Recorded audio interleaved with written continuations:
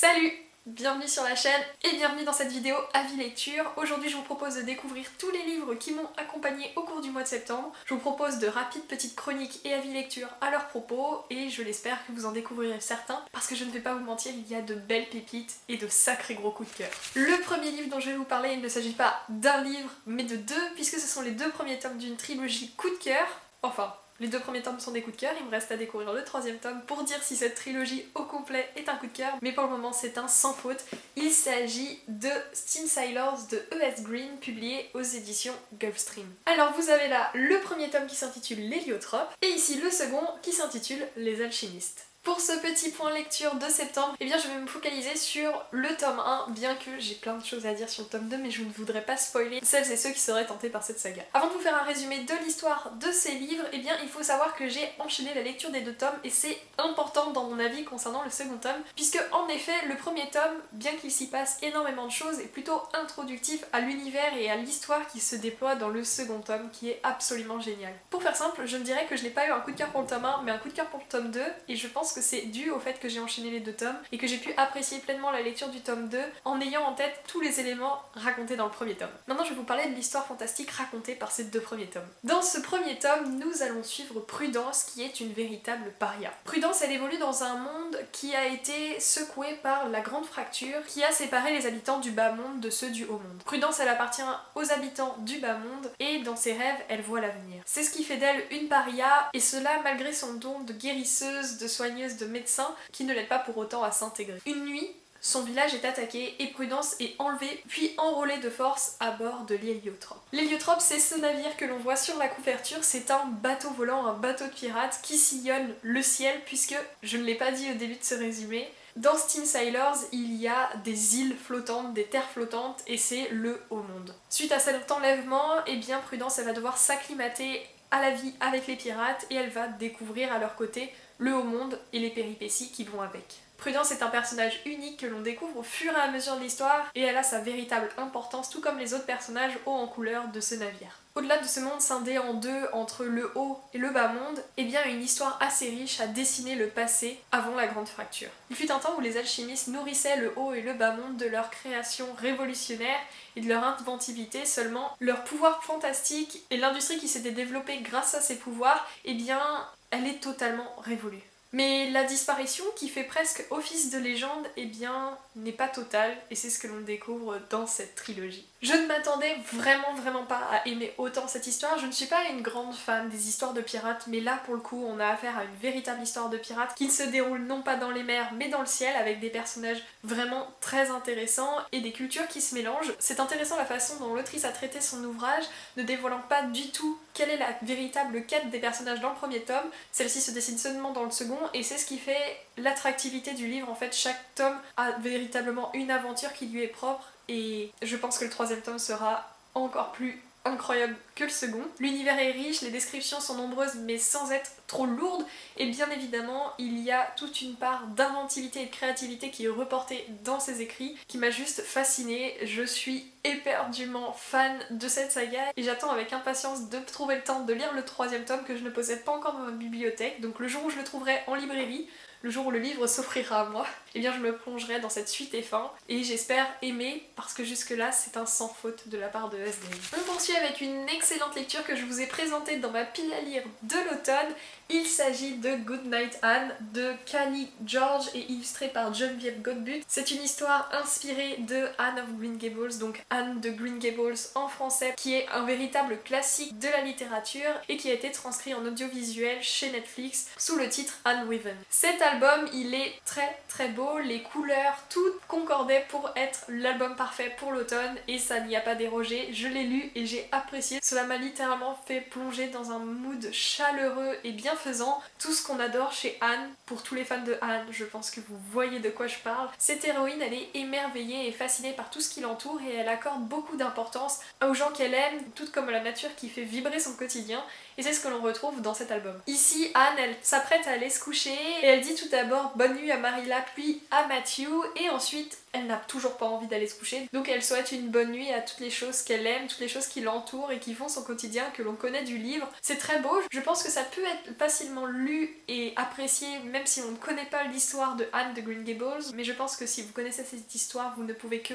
apprécier d'autant plus cet album puisqu'il y a de très belles références, notamment au lac, aux personnages comme Mrs. Rachel Lynn et Miss Stacy qui apparaissent dans l'album et qui sont des personnages véritables du roman que Anne côtoie au quotidien. Bref, le texte est très beau, simple, juste comme il faut, et les illustrations au crayon de couleur sont d'une très grande douceur mais d'une grande vivacité tout de même puisque l'on ressent l'énergie de Anne tout en restant dans cet univers cottagecore que l'on apprécie tant dans cette saga. Suite à cette vidéo, j'espère que vous aurez envie de découvrir tous les livres dont je vous parle parce que quasiment tous ont été d'excellentes lectures si ce n'est des coups de cœur, et cette fois-ci je vais vous parler d'un véritable coup de cœur, un album dont j'attendais impatiemment la sortie et qui est enfin disponible en librairie et que je vous invite véritablement à découvrir.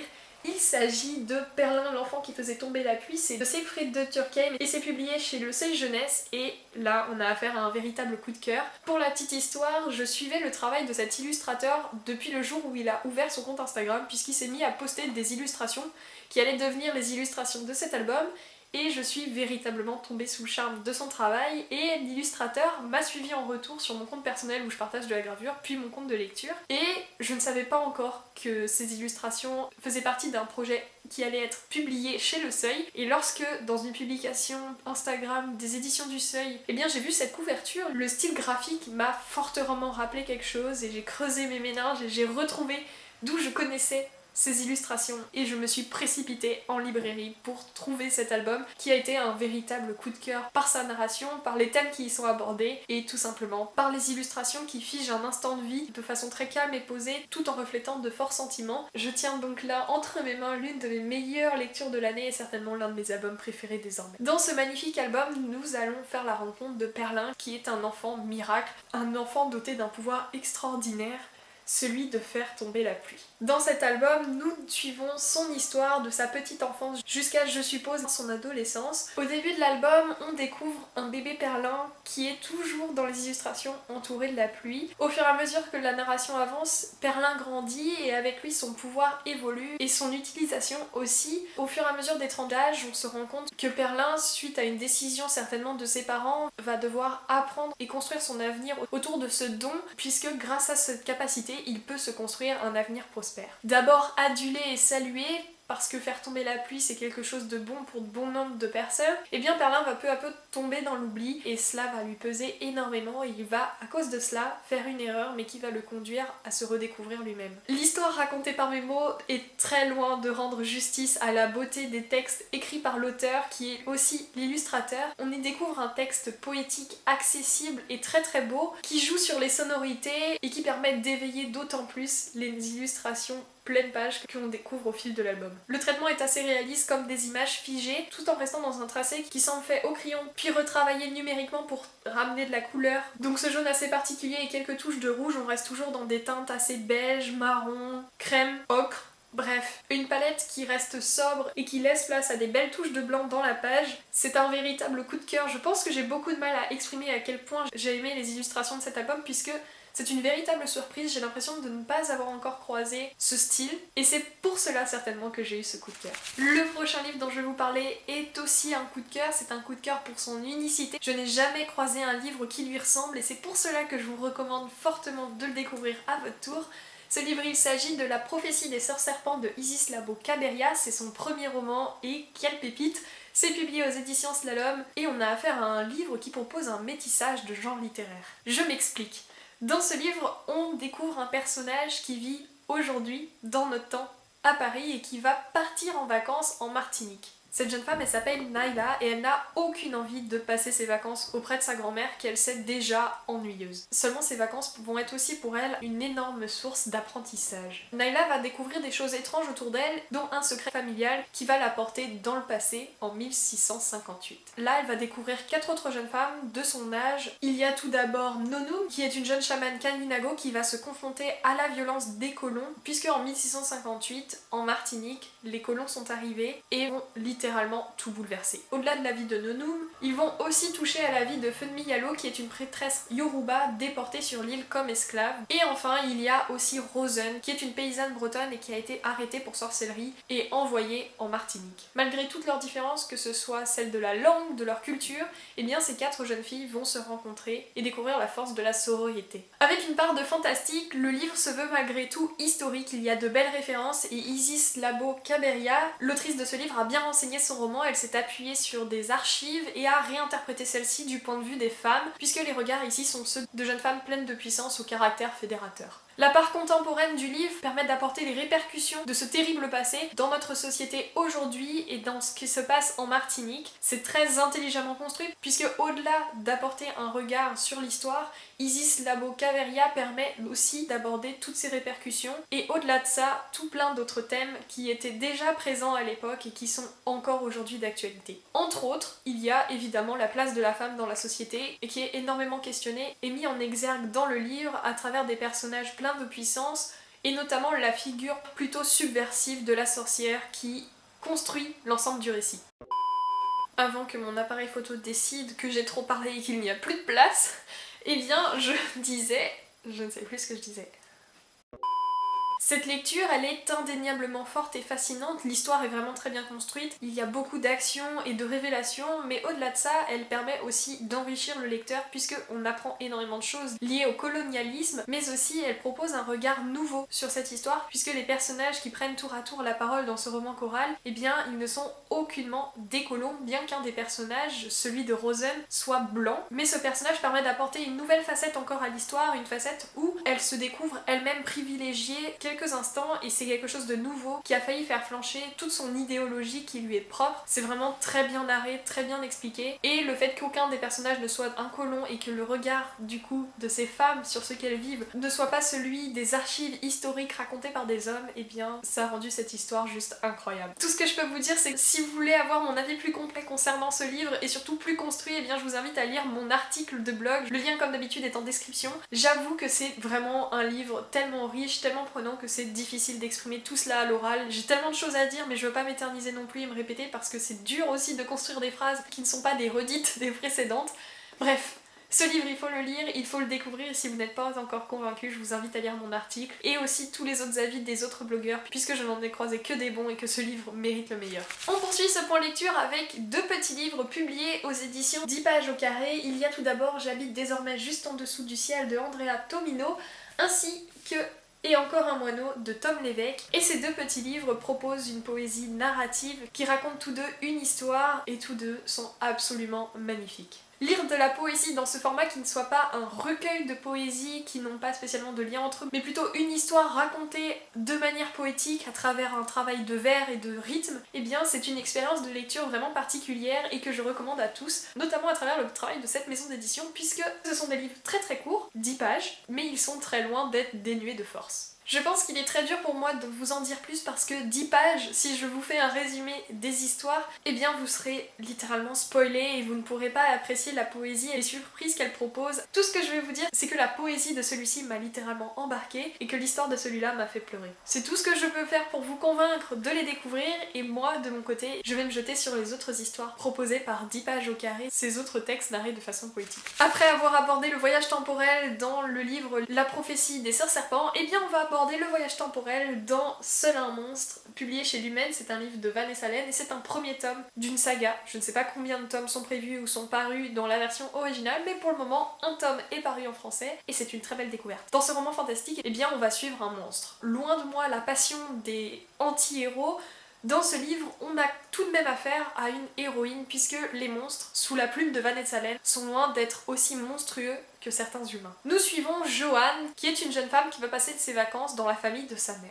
Grâce à un petit job d'été, elle gagne de l'argent, mais surtout, elle fait la rencontre d'un garçon auquel elle s'attache. Il s'appelle Nick et comme elle, il est passionné d'histoire. Seulement un jour, alors qu'elle s'apprête à passer du temps avec Nick, elle va découvrir qu'elle fait partie d'une famille de monstres. N'ayant pas envie de bousculer son quotidien, elle va reprendre contact avec Nick et un soir, au manoir, dans le lieu historique où elle travaille, eh bien un drame va survenir et Nick n'y est pas pour rien puisque Nick est un élu.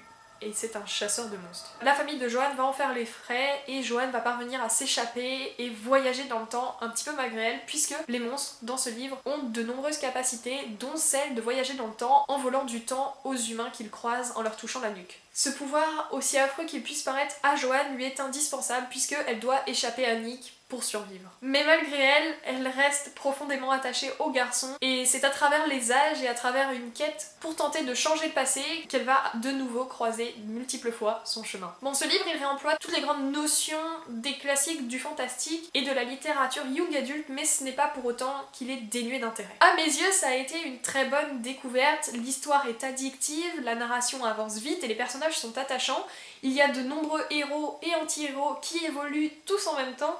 Et l'histoire du voyage temporel est plutôt innovante puisque cette capacité n'est pas un simple don et s'accompagne de choses assez complexes. Bon, bien évidemment c'est un premier tome, donc bien que la narration aille assez vite et qu'il y ait beaucoup d'action, on reste tout de même sur notre faim lorsque l'on referme le livre, on a envie d'en savoir plus, de connaître la suite, et c'est là tout l'intérêt. Je pense que ce premier tome, bien déjà qu'il soit très intéressant, pour moi il ne dépeint pas la richesse de l'univers que peut déployer Vanessa Allen, puisque bien évidemment dans ce premier tome elle ne dit pas tout, elle ne décrit pas tout, et ne va peut-être pas assez en profondeur pour expliquer les éléments. Pour un lecteur qui a l'habitude des mondes de fantasy assez descriptifs, et bien ici on manque peut-être un petit peu de description, mais cela reste malgré tout une lecture young adulte bien portée, bien construite et qui annonce pas mal de belles choses. Donc c'est une très bonne découverte et contre toute attente, c'est en refermant le livre que j'ai eu ce sentiment de satisfaction vis-à-vis de cette lecture parce que au cours de ma lecture j'avais une petite impression d'ennui, mais en vérité que lorsque j'ai refermé ce livre, et bien j'avais envie de connaître la suite, de comprendre d'où vient ce Nick, cet élu, ce héros dont la destinée est de massacrer les monstres mais aussi de tomber amoureux de l'une d'entre elles.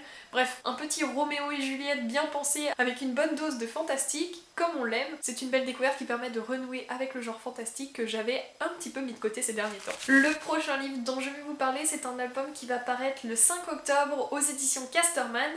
Il s'agit de Pour que tu t'aimes en grand de Capucine Leval et Julia Spears, qui est une de mes illustratrices préférées, et cet album c'est une ode à l'acceptation de soi, à l'amour que l'on porte à soi-même, et c'est narré à travers une très belle plume et des illustrations riches et colorées. Cet album c'est tout ce qu'il y a de plus simple, un format proche du carré, des illustrations de pleine page et un texte qui vient l'habiller dans les angles de la page. Bref, c'est simple mais c'est efficace et ça semble presque évident. Nous découvrons un parent qui affirme à son enfant avoir un secret, et ce secret en fait c'est qu'il faut s'aimer soi-même pour vivre pleinement, et c'est un message qui est développé à travers une narration pleine d'exemples et de belles images et qui m'a juste transportée. C'est simple et comme je le disais c'est évident. En fait cette histoire c'est le genre d'histoire qui ne raconte pas la quête d'un héros mais une quête personnelle que l'on voudrait voir fleurir dans plein d'albums jeunesse, puisque c'est ce qu'il y a de plus simple mais aussi ce qui me semble le plus important à dire à un enfant.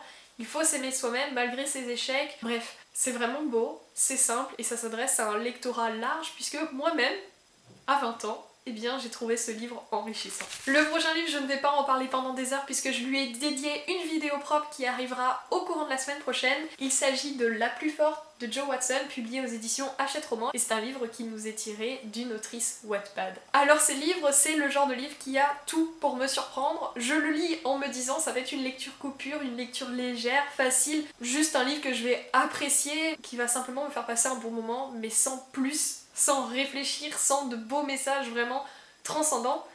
Et en fait, c'est tout le contraire. Ce livre, c'est une véritable claque, un coup de cœur, et c'est une histoire qu'il faut à tout prix lire. Dedans, nous rencontrons une jeune femme qui s'appelle Laurie, et Laurie, eh bien, elle vient d'emménager au Cap, un lieu dans lequel elle ne se sent pas du tout à l'aise, puisqu'elle vient de quitter son école d'art dans laquelle on l'acceptait pour ses talents artistiques, et elle atterrit dans un établissement qui lui prône la beauté physique et l'apparence. Et c'est ce que Laurie n'accepte pas du tout chez elle, puisque Laurie, comme elle le dit, elle est grosse, et cela la contraint énormément au quotidien, puisque elle n'aime pas l'image qu'elle renvoie d'elle-même, et se cache, et a beaucoup de mal à aller vers les autres, puisqu'elle part du principe qu'elle va être harcelée, comme cela a été le cas dans son passé. Seulement Laurie, elle va faire la rencontre du beau gosse sportif de son école. Bon, là, pour le moment, c'est très cliché, mais en lisant le livre, en fait, on se rend compte que cette rencontre, derrière ce cliché d'une petite romance toute douce, eh bien il y a une histoire beaucoup plus profonde, beaucoup plus intéressante et intelligente. En tout cas à mes yeux. Je suis pas fan de romance de base. Ce garçon, eh bien il est bénévole dans l'école du petit frère de Laurie qui est neuroatypique qui est différent. Et son petit frère, eh bien, il s'attache à ce garçon et Laurie va être amenée à le croiser et peu à peu s'attacher à lui puisque ce garçon vit quelque chose d'assez similaire à Laurie qui prend soin et qui doit souvent être derrière son petit frère à cause de sa différence. Vous l'aurez compris, une bonne part de ce livre aborde la différence, mais c'est pas tout, puisque le livre aborde aussi la santé mentale, les relations que l'on a avec sa famille, les projections que l'on a quant à l'avenir, enfin bref. Ce livre est d'une très grande richesse et au-delà d'une simple romance, il aborde des thématiques très puissante, notamment l'acceptation de soi, mais ça ne s'arrête pas là. Bref, je vais pas m'attarder d'en parler aujourd'hui parce que c'est un énorme coup de cœur et j'ai eu beaucoup de choses à dire dans la vidéo que je n'ai pas encore montée, mais j'ai plus de 20 minutes de rush, je parle pendant 20 minutes de ce livre. Bien évidemment, la vidéo ne fera pas 20 minutes, mais si vous êtes intéressé, je vous invite à suivre la chaîne et à me retrouver au cours de la semaine, puisque dans une prochaine vidéo, je parlerai exclusivement de La Plus Forte, puisque ce livre a beaucoup de choses à dire, et moi aussi. J'en parlais dans l'une de mes précédentes vidéos, j'essaie de trouver en ce moment des livres avec des personnages autistes ou neuroatypiques, et quelques jours après en avoir parlé, je suis tombée sur un livre, il s'agit de Le Chant de Loon de Koshka, c'est publié chez Flammarion Jeunesse, et je ne m'y attendais pas, mais en lisant le résumé qui est écrit en noir sur blanc, j'ai pu lire qu'il y avait un personnage dans ce livre qui était autiste. Évidemment, le hasard fait bien les choses, donc j'ai pris ce livre et je l'ai découvert et ça a été une très belle découverte.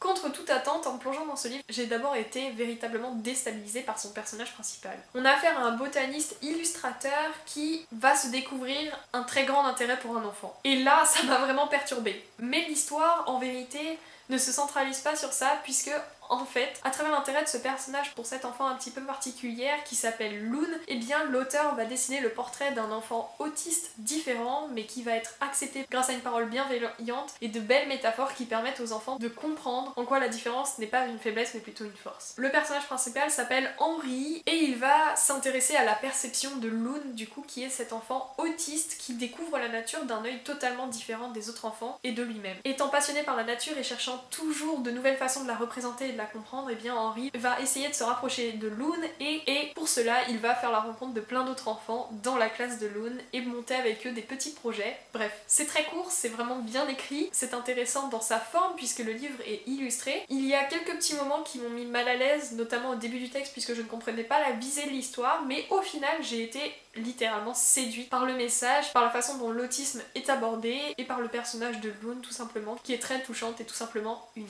Plus que 2 livres dans ce point lecture et le prochain il s'agit d'une BD, la seule de ce point lecture puisque je n'ai lu ni manga ni roman graphique, seulement une BD et beaucoup d'albums jeunesse. Cette BD il s'agit de Elvira et Otto dont La Jungle, c'est un premier tome de Balchait et Fieldler, c'est publié aux éditions Rue de Sèvres et on a affaire à une BD jeunesse plutôt rigolote mais qui ne m'a pas complètement emportée bien que j'ai beaucoup aimé les graphismes. Dedans nous faisons la rencontre d'une gazelle et d'un éléphant comblés par un amour fusionnel qui passent leur temps ensemble et en fait un jour suite au passage d'une voiture en safari ils vont découvrir un téléphone qui va amener un énorme débat avec les autres animaux de la savane. D'abord ils ne savent pas ce que c'est, puis un petit singe dont des lointains parents travaillaient dans un cirque va leur expliquer à quoi cela correspond et va décrire la vie des humains et chaque animal va s'imaginer dans la peau de ces humains vivre au milieu de cette ville et s'inventer un quotidien hors norme. Bref, c'est vraiment très sympa, c'est coloré, la narration est dynamique et les idées sont bonnes. Simplement je pense ne pas avoir accroché au format BD, en fait j'aurais aimé que ça continue, que l'histoire continue et que ce ne soit pas un format aussi court mais plutôt un roman graphique avec une bonne centaine de pages qui développe toute l'idée jusqu'au bout puisque je pense que Elvira et Otto ne vont pas se restreindre à une seule aventure mais vont voir leur quotidien déployé dans de nombreux livres, du moins je l'espère parce que c'est vraiment très prometteur et je me suis beaucoup attachée à Elvira et Otto donc je dis ne pas avoir trop apprécié mais c'est plutôt que je suis restée sur ma faim et que c'était presque trop court pour pouvoir véritablement se plonger dans l'univers graphique et dans la narration qui était excellent.